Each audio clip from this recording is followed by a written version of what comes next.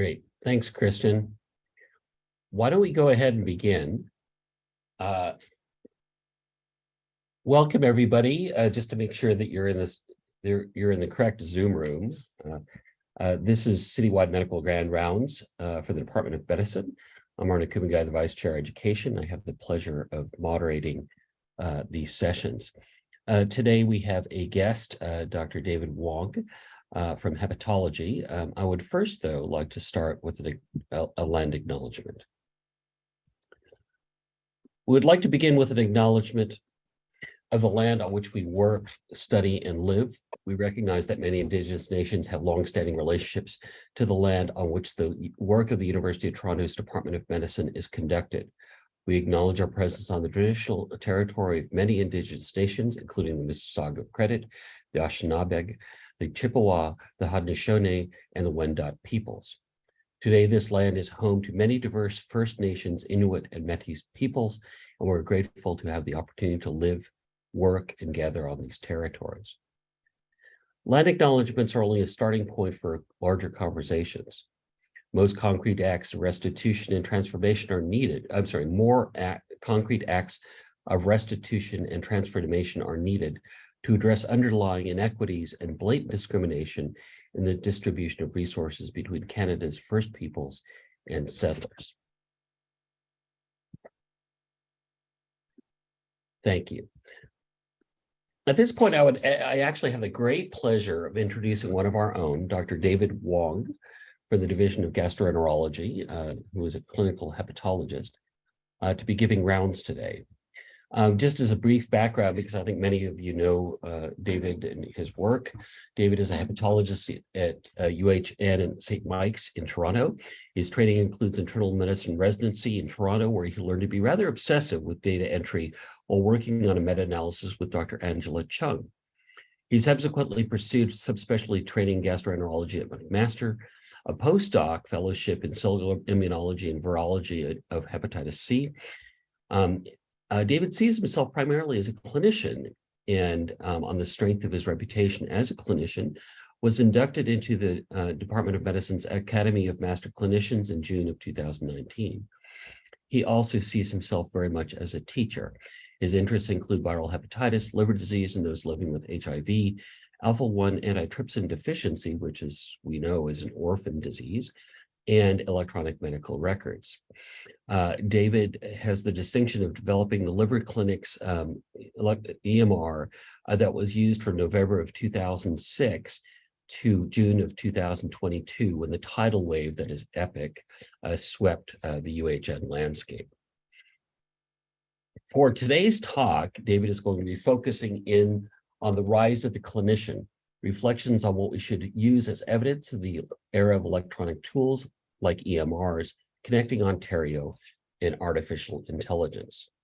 And on that note, I am more than delighted to turn the talk over to David. So please, David, take it away. Thank you very much for that kind introduction. And I just need to share my slides. So the topic title actually came after the concept itself of these talks. And it's it was born of the pandemic era where we were struggling with COVID-19 and also the forced implementation of EPIC on us during the Omicron wave. And then when all of this was happening, I was invited to give a talk about whether we should simplify hepatitis B or not. And I'll explain how all of this came together. So first of all, I need to give you my financial disclosures. There's nothing related to this. The only study that I've been involved in the last 5 years was I was a PI for a long-term follow-up study of a hepatitis C drug that has since left the market. And that study ended in 2021. I also participate in giving CME education sessions from various GI groups, but inevitably these groups get their money from pharmaceuticals, and that's usually AbbVie and Gilead. My biggest disclosure is that this is, when I look back at this is almost my retirement talk, because I'm going to be thinking about the events that have led to this. And because of that, I will not be following good talk practices by limiting concepts and talking slowly. So strap in. So why do I think I am a clinician? Well, Epic says I'm a clinician. So I don't know if you know this, but there's a module called Slicer Dicer, and it can actually track how many individual patients you have seen. So if I time it from June 4th, 2022, then these data are current as of yesterday. I have seen 2,399 individual patients. So none of these include follow-ups. So it's a huge run-up initially because we're moving our patients from the old EMR to this. But we're still seeing new patients, and this is only on 4 days of a week. So 4 days a week work. This doesn't include St. Michael's Hospital. And I think anyone would agree that this is actually a high number of patients. And this would also reflect that we've been slammed during the pandemic. So what are my interests and how many patients do I see? You heard that my major interest is hepatitis B, and my count for hepatitis B chronic infection is 1201, which is a huge number. Hepatitis C is disappearing. That 191 number is mostly people who've been treated and we're following them for cancer risk because they had cirrhosis but before treatment. I'm also interested in alcohol, that's ALD. Alpha-1 antitrypsin deficiency, I currently have 69 patients that I'm following in the last year. I'm also in the HIV clinic, so there's 94. And also towards the early part of this, I was still involved with COVID in the COVID clinic, and that reflects that 237 number of patients that I was involved with. So are they just liver patients or are they sick liver patients? They are sick. So of that number, so of the 2,000 odd patients that I've seen, 471 have cirrhosis, over 165 are decompensated or have cancer, and my death rate in the last year is 45. I'm sorry, I'm squinting, I don't have my glasses on. Okay, so of the liver cancer numbers, if on the graph on the left, you can see most of it's coming from hepatitis B, next is hepatitis C, then fatty liver. So you would think hepatitis B is the biggest cause of cancer, but don't forget the denominator. So from the of the hepatomas from hepatitis B, that denominator is almost 1,200, whereas for the hepatitis C, of which there's 46, the denominator is 191. Wait a minute, that's still a high number. But not true. The hepatitis B numbers are unselected because we're almost functioning like primary care. They are probably the least referral bias population for hepatitis B, whereas hepatitis C, we're only following those with cirrhosis. We're not following any of those that were treated before cirrhosis, which explains why there's a high cancer rate. The biggest cancer risk is actually hepatitis D, Delta. There's only 2 patients there with liver cancer, but we only have 10 patients. So 2 out of 10 of the Hep D positive patients have cancer. I should note that with Epic, I can get these numbers currently. So all of these are current as of midnight last night, and that Delta number just went up by 1. I just saw another Delta with hepatoma right before coming to this talk in clinic. The patients I see also are very engaged in healthcare, and this is reflected in the uptake of COVID-19 vaccinations. Almost everyone has been vaccinated. So the 267 where it says no documentation is because they do not have an Ontario health card, and so we cannot see their vaccination status in Connecting Ontario. And a majority of those people also have been vaccinated. The decline rate in my clinic is actually pretty low. So what led to all this? So that's who I am, what I'm doing. But in the end of last year, I was asked to participate in the debate, which frankly got me pretty angry because I've been doing hepatitis B for a long, long time.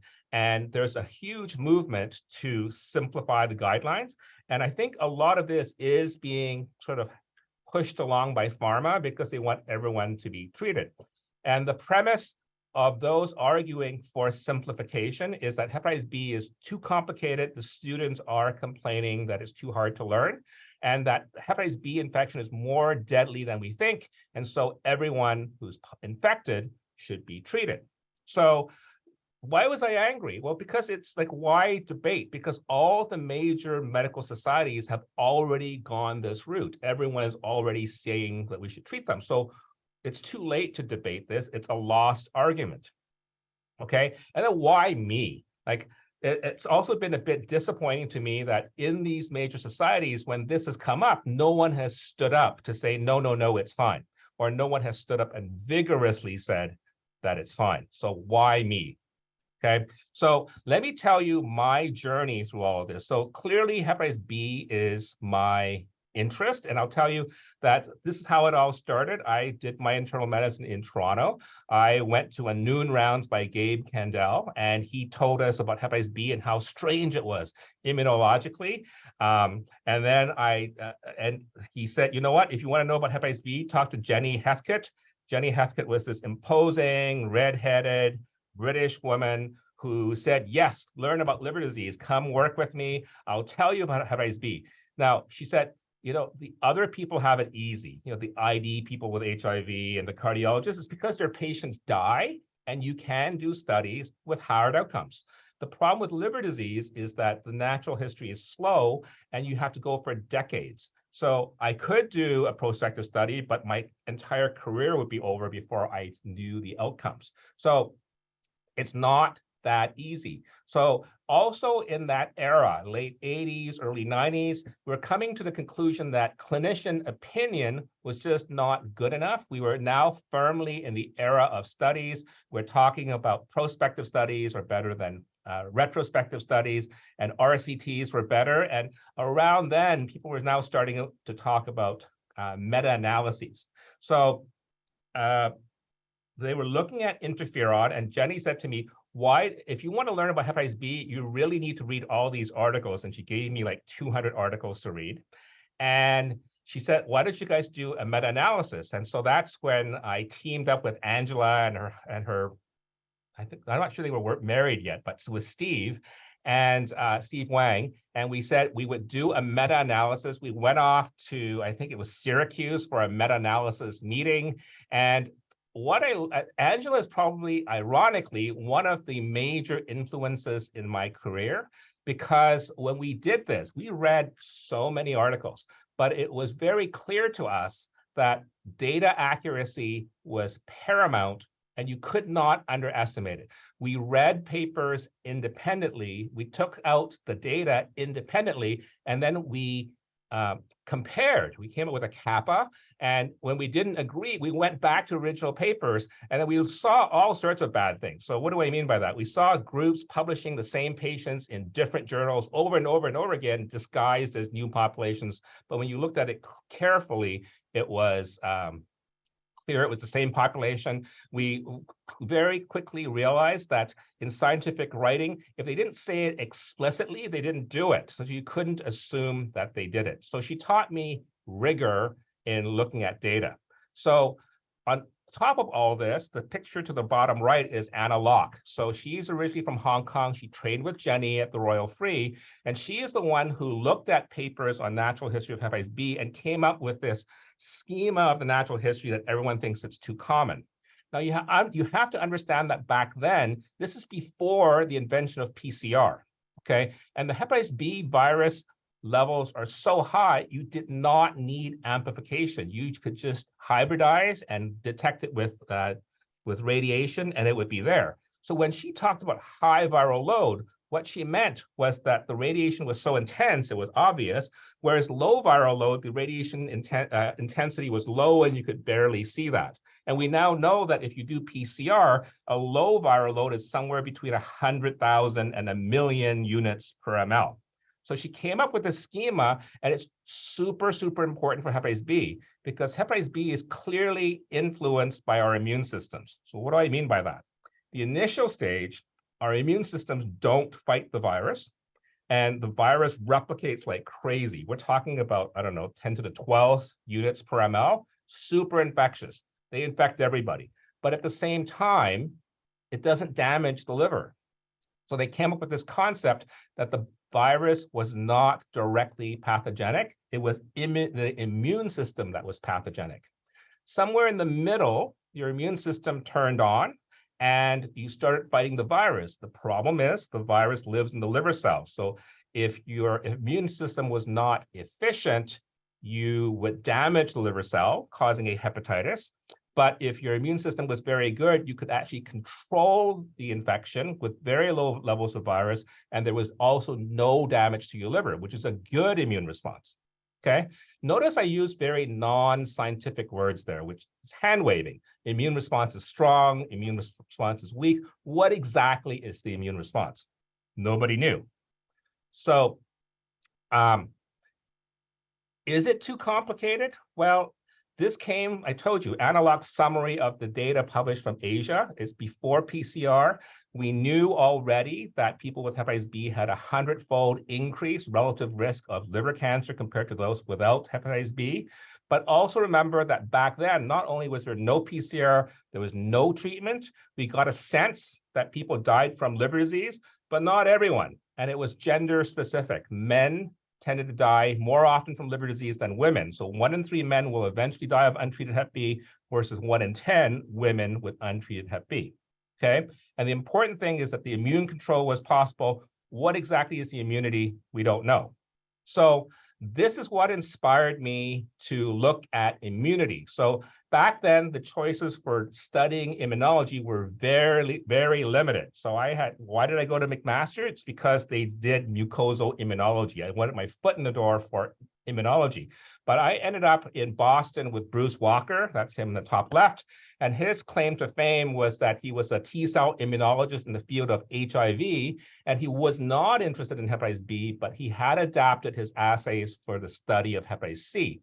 So I was supposed to spend 2 years there, but ended up spending 5, and we were looking at the immunopathogenesis of viral infection and the interplay between immune response and virus. Now, he was not a virologist, but fortunately, in a place like Boston, it's very easy to find like-minded people who work next door. So this is Ray Kim. For the liver people, I'm sure you know him. He's a big guy now. But back then, he was a Hep C virologist, and we were about the same level. So what was nice about this is that he also had a huge influence on my training development. The theme here is that the people who are most influential were actually fellow trainees. So we would go to posters and look at every poster on pathogenesis. He would critique the virology, I would critique the immunology, and we were vicious. So out of all the posters, and we saw every poster, probably we were impressed with under 5%. A lot of the times we would say, you know what, they say this, but their foundation is weak. They can't really say this because they didn't do this or they did this. There's a pitfall of this assay, and we were never convinced. But there were hidden gems in posters that would say, wow, these guys, this work is important. This looks promising, okay? And I took that to heart. When I finished my training and came back to clinical, I learned my hepatology at meetings. And what was strikingly different back then from now is that this is also the time before clinical guidelines. We would actually go to meetings and learn stuff. We would say, is this a good study? Does this study make sense for me? Are these the kinds of patients we see? And this would be enough to change our practice. Forget the published RCTs, forget the 5 RCTs before it moves us. We actually moved our practice back then because so little was known about liver disease back then, okay? And I must also acknowledge that pharma, believe it or not, did help out because back in the day when we were starting to treat people with hepatitis C using interferon-based therapies, it was too complicated for most people. And what pharma did was they brought physicians interested in treating viral hepatitis together.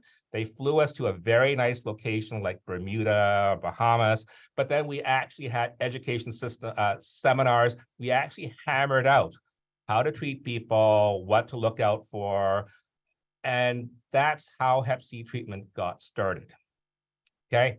Where are we now? We have guidelines and we have database research, and I'll speak more about that later. Those of you who know me know that I am not a fan of guidelines or database research. So let's go back to the debate. Should we simplify Hep B because Hep B is just too complicated? So why is it too complicated? So like any viral infection that we've known about for too long, back in the old days, there are just too many tests, too many serologic tests. The naming of it is just confusing and not logical. So for example, most viruses now, you talk about the envelope, and for hepatitis B, there's an E antigen, but the E antigen is not the envelope, it's the surface antigen. Go figure. Okay, so there's too many tests. There's different assays for viral load that have become more sensitive over time. And when you look at this framework, I told you they came up with it before there was PCR. And so now that you have PCR viral loads, they tried to impose PCR viral loads on this. Then also in here, they talk about a normal ALT. Well, back in the 70s and 80s, a normal ALT is 40. And for most people in the audience, you would still think a normal ALT is 40. But hepatologists think differently. And the problem is that hepatologists do not acknowledge that the rest of medicine does not agree. So they think that a normal ALT for a woman is only 19, and for a man, I think is 29. So they're very strict. You would look at someone like me and say, oh, your ALT is 30, there's something wrong with you. You have a hepatitis, which is like, really? So when you try to impose all these things on a framework that was developed in the 70s and 80s, it makes sense that it doesn't mesh. The definitions are just not quite correct. And to make things worse, this is a framework of thinking about a lifelong infection, and everyone now expects you to do one set of blood tests in time and be able to know exactly where they are. And sometimes that's not reasonable. You actually need more time points to know exactly which stage of the infection they are in. So it's not so easy. Hepatology has spent the last 10 plus years looking for that one test that tells you everything. So which has made things worse because we now have more tests, which I'm not going to tell you about, and they actually do not add anything to our clinical impression. Okay, so if you think of it the other way, go back to the original definition that this is a framework for immunopathogenesis. The main message it tells you here is that your immune system can affect viral load in a big way, right? So for perspective, most say Hep C and HIV, your viral load somewhere between 100,000 to 1 million, maybe 10 million. Whereas with hepatitis B, your viral load can be as low as 10, 10, or 10 to the 12th or higher. So it's a huge dynamic range. And the reason why there's a huge dynamic range is because of immunity. There could be immune tolerance where there's no fighting of the virus. Your virus is super high, you're infectious, but your liver's not being damaged. You can have an immune active clearance phase where you're attacking the virus, but doing damage to the liver as well. And the ideal phase is you should be under control, where due to immune pressure, the viral load is very, very low without doing damage. So that middle phase is the problem, immune active / clearance. So everyone kind of goes through that phase. If it's very short and quick, and you get to the inactive phase, that's great. You don't do a lot of damage. But some people stay in that phase for years, if not decades, and that ongoing inflammation can destroy the liver and cause liver failure. Okay, so I should mention that in my research work, in my subsequent research work with other groups, trying to clarify what exactly is the immune pressure, the answer is that we actually don't know. All the lessons we learned from studying hepatitis C and HIV do not pertain to hepatitis B. What is important for control of HIV is probably not at all or only minimally important for control of hepatitis B. And we're still looking for that perfect marker that says, hey, if you have this, you have control. If you don't have this, you don't. We still do not have that perfect marker, despite looking now for several decades. Okay, what about everyone should be treated? And the observation is that Hep B is probably more deadly than we thought. Because I remember I told you the initial impression is that 1 in 10 women and 1 in 3 men will eventually die of untreated hepatitis B associated liver failure or liver cancer. And so where is this impression from and what's going on? So here we need to talk about how do we make decisions in medicine? What do we accept as evidence? So in the old days of yore, you had that expert clinician. This is an AI generated image. I couldn't log on last night to generate a newer image, but pretend that he is an old clinician who knows the patient, and he's got a lot of patients, and he thinks he knows what the natural history is. But the criticism is that if you have a lot of patients, how are you going to remember all the patients? Some patients will stand out more in your memory than others. You might be biased to thinking things are worse than they are or better than they are. And to make things worse, back in the 80s and 90s, you had these paper charts. And these paper charts, I wish we had those paper charts, because literally our paper charts were 30 centimeters thick, and there could be 3 of them for these patients that we've been following for many years, undergoing many treatments. Okay, so and every slip of paper is a lab result, so it's very hard to know what's happening in a patient over time. I already told you that randomized controlled trials were not very effective for these kinds of patients because nobody dies. You will never have a positive or negative result. Prospective studies need to go on for many, many years. And so we've been doing retrospective database studies. So retrospective database studies are supposed to be good because you can look at large numbers of patients. But the problem is you actually lose all details of the individual patient. And I'm going to argue that the clinician with knowledge of the individual patient needs to be considered, and it should be more important. So what are the problems? So when you look at the entire process of a retrospective database study, and here I'm going to offend some people, I'm sorry, but usually we get some poor junior to collect the data. So there is a protocol. The protocol says, what data are we looking at? They go into a clinical system like Epic or EPR or whatever, and they start collecting data. It's nice. The problem is that the most junior is also the least experienced clinically. So there may be other things going on with the patient that they are not aware of that may be significantly affecting the eventual outcome, but they'll never know it. They just collect what the data form says they have to collect. So at least this person will kind of know the patient, but they only know the patient through these very specific data points. They've never met the patient. And even if they saw something that was interesting, that might be important, a lot of times the form will actually not allow that data to be collected. Okay, and the problem with this is that the data collected may not be representative of the patient, and the patient that they collected may not be representative of the group. Now, the senior author, because I'm now at the stage where I am the senior author, I look at the data that juniors have collected, which is nice because someone did the stuff for me, but I actually don't know any of these patients. I just know that the student and maybe the statistician has said that these are the trends. And what was interesting for me is that we recently did a poster about alcohol associated liver disease and readmissions, and there was an unusual finding. And the unusual finding was that those people who stopped drinking were more likely to be readmitted. So we didn't consider that before, so we never investigated beforehand. And the obvious answer that a senior person like me would say is that, oh, you're more likely to stop drinking if you had more severe disease. And so those with more severe disease are more likely to be readmitted.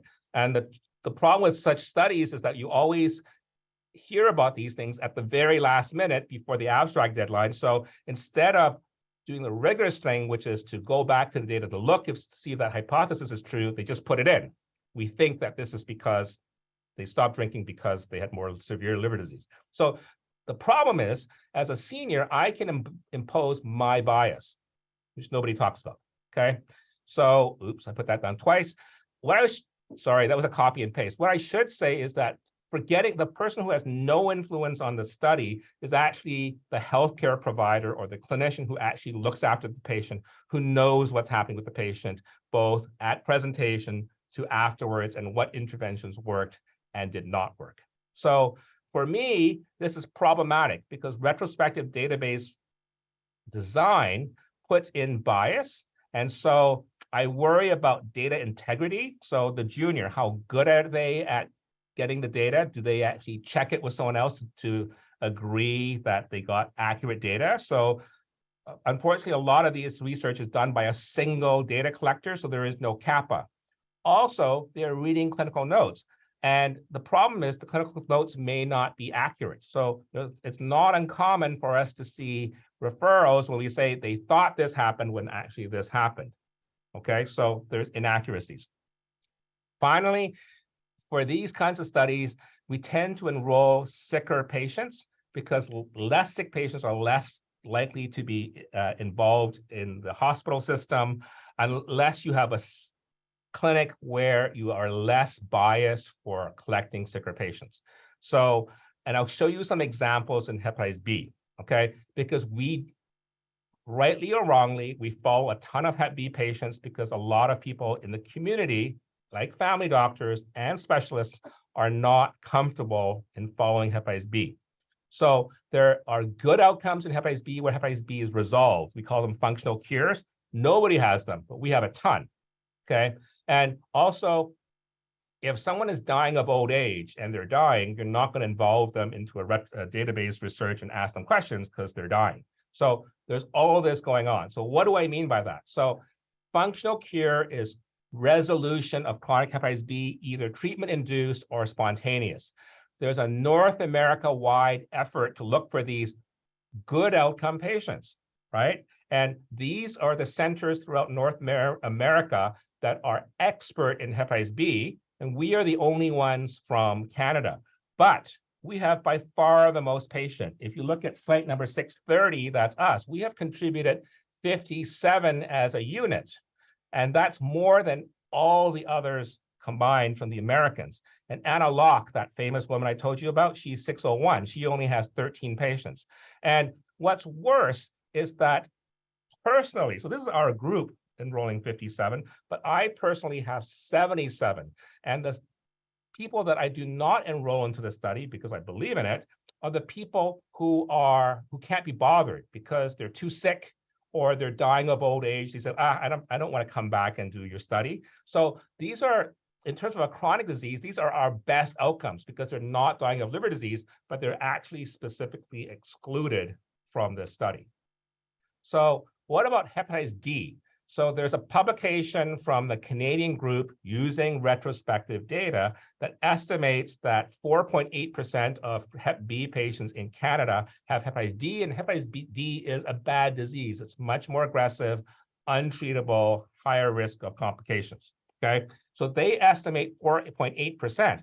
But as a clinician, I go, really? No, there's no way. It's much less common than that. When you look at how they did it, what they did was they came to us and asked for all of our Hep D patients, but they didn't ask for all of our Hep B patients. So they never asked, they asked for numerator, but not denominator. So we're saying they can't possibly be correct. But all the societies are asking us to screen everyone for hepatitis D because a drug company has developed a drug that potentially can treat Hep D. And they're making the argument that up to 20% of people with Hep B has Hep D. So since this has been going on in 2022, we have been, or I have been systematically trying to test everyone for hepatitis D, and the numbers are really low. So I've tested 475 already, and they're all tested negative. Only 10 has tested positive.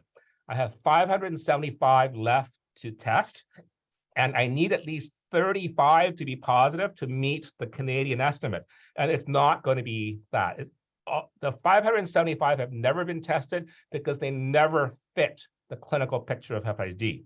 So if our clinician sense is horrible, we will find that 35. However, if we are correct, then this hepatitis D story is a complete overestimate being driven by pharma.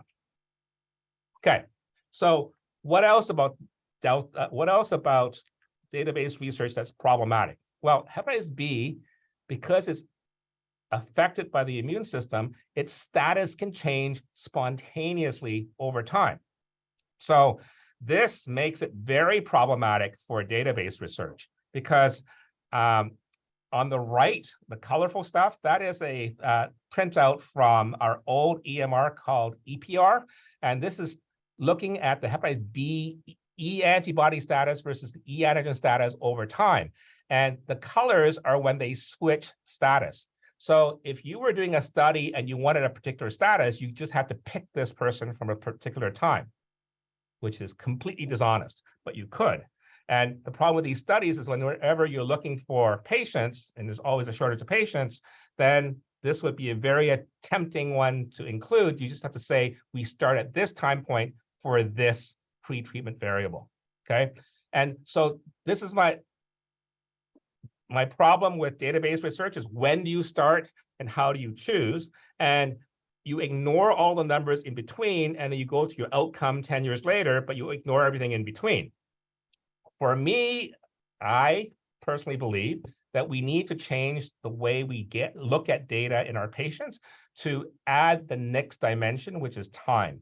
And we have a wealth of data on our patients. And so this is an output of what looks like Connecting Ontario, but it's been laundered into an EPIC note.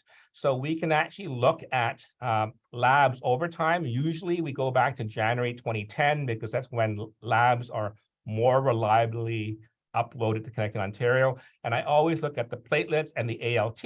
So looking at this person, if you just looked at one time point, you might have missed that ALT of 1437 compared to the baseline of almost always normal. All right. Let me give you a case to illustrate. So this is a 74-year-old man who was referred to us in December 2022. And I would argue that this is the 20th century way of presenting a clinical case. Past history includes diabetes and dyslipidemia. They have hypertension with LVH, moderately dilated LA. Hepatitis B test was first positive in March 2010. It was first characterized in 2019. So this poor man was a victim of reverse discrimination. Because he's not Asian, he's actually white, they missed the positive Hep B test. His liver enzymes are mildly abnormal with an ALT of 66. Everything else is normal. The liver function is normal with the bilirubin, albumin, INR. His platelets being low at 132, his white count being low at 3.3 suggests that there's hypersplenism from cirrhosis. His hemoglobin A1C is high at 6.7%. But when you look at his hepatitis B, he's inactive. He's E antibody positive, and his viral load is low, 1,710, and this is in December. This is in 2019. So, what should you do with this person? Should you treat them with what? And so, the simplified guidelines, actually all guidelines, would say if you think he's got cirrhosis, then you should treat him. The problem with that statement is that with the viral load being low, the hepatitis B is now inactive. So you're treating an inactive state, and you should not expect things to get better. Okay, the damage that he did to his liver was likely years ago, or the damage is due to something else, like metabolic syndrome from his diabetes, neither of which are helped with starting antiviral therapy now. So what did they do? They started antiviral therapy. So this is just showing you his hepatitis B markers, but let's go on. If you look at the guidelines, what should you do? What they should have done with this guy is they should have vaccinated him at birth. That would have prevented the hepatitis B. But Hep B vaccination only came about in 1984 in selected places. So China, for example, never went universal Hep B vaccination until 2002. And since 2002, the number of Asians with Hep B has gone down a lot. So they should have tested for hepatitis B. That's in guidelines. The problem is, because of reverse discrimination, they ignored his positive test. And we actually have a few patients like this where they're not Asian, they're actually white, and they ignore the positive Hep B test. And the guidelines say treat everyone, especially if they have cirrhosis, which is what they did here, ignoring the fact that the cirrhosis will not be helped because it was either due to active Hep B in the past or from metabolic syndrome. So what happened is they treated his hepatitis B. So I'm showing you a lot of graphs now, and I'm pretending I'm a database researcher. The database researcher hypothesis for this guy is that you had a cirrhotic person with Hep B, you didn't treat him, you would expect him to have bad outcomes like cirrhosis, cancer, liver failure. The graph on the bottom left, you would not capture as a database researcher because it's ALP, and ALP is not thought to be that important for hepatitis B. Liver enzymes on the left, liver function on the right. And what you can see is that since starting treatment, things are not better, they're actually worse. So they're better in that the viral load is now negative, but they're worse in that the liver enzymes are getting higher and the bilirubin's gone higher, the FibroScan has gotten higher from 12.5 to 22.6. And someone actually did a liver biopsy, which showed cirrhosis and steatohepatitis. Okay, so you're going, what's going on? This guy has cirrhosis, metabolic syndrome. And then when I started him on treatment with tenofovir, good drug, then things got worse. So what you actually needed was this. Okay, this is done by me, but I would argue that this should be something that's easily done by an AI. And that's what we need in medicine for data gathering. So instead of looking at one time point, look at the big picture. So in hepatology, by far the most common cause of abnormal liver enzymes with mixed pattern is drug reaction. And if you look at when the tenofovir was started, that's exactly when the numbers went up. And the problem is tenofovir is such a trusted drug, no one believed that it could be from tenofovir. Okay, I need to hurry up because time is running out, and I'm sorry. So I'll tell you that from the debate issue where they thought hepatitis B is deadly is not confirmed by our clinical impression. Most of our Hep B patients actually die of old age or some other cancers. In the last year, only 3 with Hep B have died, and it's not from hepatitis B. So I promised to also talk about AI. Why? It's because we need to move from this traditional 20th century framework of data gathering to something that involves using our technology. So Connecting Ontario is a game changer. It can look at labs from 2010, albeit there are some dark spots where they don't upload labs, and particularly that's the private clinics. Connecting Ontario is actually, for me, creating disparity in healthcare because not everyone has Connecting Ontario. I found out that, for example, people at McMaster and Hamilton have a different version called Clinical Connect, which does not give as much data as ours. And a lot of family doctors have no access to that. With Connecting Ontario technology, you can do something like this. Excuse me. So this is alcohol-associated liver disease. On the right is when they presented with liver failure from alcohol. But if you look back at all the labs the family doctor had done, there were signs that alcohol was doing damage, and it was not recognized. And perhaps an AI would have recognized this. So for data gathering, garbage in is garbage out. And I would like you to listen to give you a to sense of just how impossible I'm talking. From OpenAI. I think we're going to be able to rethink almost every aspect of how we interact with computers. Can do, for example, not just think about spreadsheets. They've been around in some form since, let's say 40 years ago with VisiCalc. I don't think they've really changed that much in that time. And here is a specific spreadsheet of all the AI papers on the archive for the past 30 years. There's about 167,000 of them. And you can see the data right here. But let me show you the ChatGPT take on how to analyze a data set like this.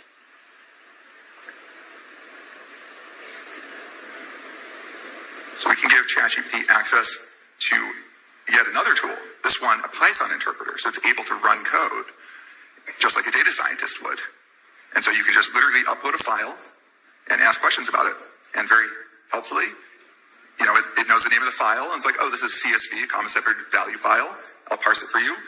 The only information here is the name of the file, the column names like you saw, and then the actual data. And from that, it's able to infer what these columns actually mean. Like that semantic information wasn't in there. It has to sort of put together its world knowledge of knowing that, oh yeah, archive is the site that people submit papers, and therefore that's what these things are, and that these are integer values, and so therefore it's a number of authors in the paper. Like all of that, that's work for a human to do, and the AI is happy to help with it. Now, I don't even know what I want to ask. So fortunately, you can ask the machine, can you make some exploratory graphs? And once again, this is a super high-level instruction with lots of intent behind it, but I don't even know what I want, and the AI kind of has to infer what I might be interested in. And so it comes up with some good ideas, I think. So a histogram of the number of authors per paper, time series of papers per year, word cloud of the paper titles. All of that, I think, will be pretty interesting to see. And the great thing is it can actually do it. Here we go, a nice bell curve. You see that 3 is kind of the most common. It's going to then it's going to make this nice plot of the papers per year. Something crazy is happening in 2023, though. Looks like we're on an exponential. So I'm just going to interrupt it. I would highly recommend that you guys pay attention to this guy. You guys must know that in Congress, Sam Altman testified in Congress yesterday talking about AI technologies, and it's coming, and I think we need to learn how to work with it. So in terms of EMRs, we've gone through an evolution from dictated notes, which is prone to errors. Hep B became Hep C, cirrhosis became psoriasis. So you heard that in 2006, we went to an EMR that we developed within EPR, and it was universally panned. Everyone hated it because they expected something like Siri, do my note, and it wasn't there. So it took a lot of work, and the only people that did it were the liver clinic people because we said you had to do it. So at St. Mike's, we went from dictations to digital dictations, and that was a game changer because now I could track my note from before and update it. So that's a copy paste. feature. And you know, June 4th is a milestone for us because UHN went to Epic right in the middle of the Omicron wave. And that was like, oh my God, are you serious? So let me talk to you about Epic. So there's pros and cons. There's big cons because the training you get and the company line is to focus on getting you up and running to do work as quickly as possible. But that means they want you to do dictations, they want you to do copy pasting, and the training is sort of geared towards that. It is not the best way to use Epic. It's just the fastest way, but it's not the best. The pros is that you can include graphics, like all those connecting Ontario graphs that I showed you, ability to store data in discrete fields for research, and through Slicer Dicer, you can actually analyze your data. I'm actually planning on submitting 2 abstracts from Slicer Dicer at an upcoming liver meeting. So how should the training never told us this? Because they talked about problem list versus medical history. I can tell you that Slicer Dicer in UHN cannot see problem list. You have to use medical history. And what I do when I see my patients is actually I open up the history tab on the left, and I go from bottom to the top, and I go through everything. Everything is filled out for every one of my patients. The surgical history is a great place for documenting treatments or significant investigations like scopes for GI, biopsies, all the cancer treatments for liver cancer. The medical history is by ICD-10, so you have to be very specific. So I have 4 different codes for hepatitis B that all mean different things. And also we put in each complication individually because otherwise you can't track them. So are they cirrhotic? Do they have varices? Do varices bleed? Yes or no? Do they have ascites? Do they have cancer? Are they transplanted? So all of this has resulted in terrible metrics for me because it takes a lot of time. So according to the Synapse people, I suck. All my metrics are worse compared to all my peers in the liver clinic. I spend a lot longer time, and that's because I very deliberately, every patient that I see, if they have an entry in our old EMR, I actually transfer all the data to our new EMR. So everything takes a long time, but that work is now done, and notes are now much faster. So in summary, at present, we are relying on retrospective database for evidence, and I think there's a huge potential for bias there. We rely on guidelines to summarize the evidence, and people ignore when they say, what is the level of evidence? And a lot of the stuff is actually expert opinion. So we've actually gone full circle back to clinician experience and opinion. So what's the rise of clinician? We have a lot of tools that we have and that are coming, and there are rapidly emerging that will empower us to look at our data in a different way. And I would argue to you the 4th dimension of time is required. Garbage in, garbage out still applies. You have to document accurately. Otherwise, you're putting in garbage. And the challenges for all of this is that the people in charge are old. They don't get this stuff. The people whose brains are young enough to understand it don't understand what we use it for. So I don't know if you know this or not, but mathematicians are old after the age of 20. I would highly recommend this book. It's Fermat's Last Theorem. This is Andrew Wiles. He solved it, and he was considered old when he did it. And the big news in math is these 2 young women, high school students, who came up with a new proof for the Pythagorean theorem and is shaking up the world of math. Okay, so I think we have to get through this, and we need to think of AI beyond what is my diagnosis, and can you please do my note for me? So the last word, going back to my anger, which is a sign of burnout. So I found this. This is how to use the Epic guides for how to use Epic in an outpatient setting. And if you really want to make yourself angry, click on these and read it. It is clearly not written by clinicians. They're written by computer people. And I thank you for your attention. Great. Thank you, David. Very provocative talk. Kristen has just put this up in terms of the evaluations, if people are encouraged to fill this out. But what I'd like to do is open it up for questions from the audience. There were some that were posted. Richard Ward asks, can lessening of natural immunity in old age impact the immune suppression phase? David has answered, ironically, older age seems to be associated with better immune control. So others, if you want to post in the chat, please do. Francis has raised her hand. Francis, please. Hi, thank you for giving a shout out to Jenny. She, of course, worked with Sheila Sherlock, and I don't know if many of you know that Jenny was the one who identified that hepatitis B was sexually transmitted. Oh my God, that's a great story. That is one of her claims to fame. So I want to ask you, with your databases and with the information that you're collecting, would you have been able to do that if Jenny hadn't already done it? She identified a different hepatitis B. So when she first came, her population was sexually transmitted. So we made great inroads into the gay male community and found a lot of hepatitis B. And that's largely disappeared because of universal vaccination in that group. I don't know if you know this, but very proper Jenny went around London to the gay area in her dress and asked people about sex and jaundice. Yes. And they already knew that Hep B caused jaundice. No, what Jenny did for us is we went to Chinatown. We did a lot of education talks on hepatitis B. And so that's the reason why I don't think we have a biased population. I actually think that we have one of the most balanced population on hepatitis B because we see a ton of well Hep B for annual follow-up. And we've been following these people since the 80s.